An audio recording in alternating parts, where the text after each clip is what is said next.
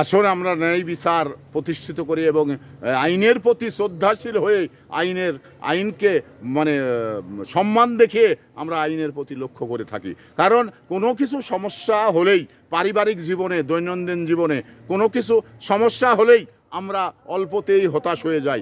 হতাশ হওয়ার কিছু নেই, কারণ আইন ন্যায় বিচার মানে প্রতিষ্ঠিত করার জন্যে মানে বদ্ধপরিকর, এবং বিচারক ন্যায় বিচার প্রতিষ্ঠিত করার জন্যে বদ্ধপরিকর। কারণ এখানে আমরা সংবিধান, বাংলাদেশের সংবিধানে যেটা বলা হয়েছে, কারণ আইনের মানে চোখ এবং কান অন্ধ, এটা কিন্তু বলা হয়েছে, কিন্তু তাকে দেখিয়ে দিতে হয়।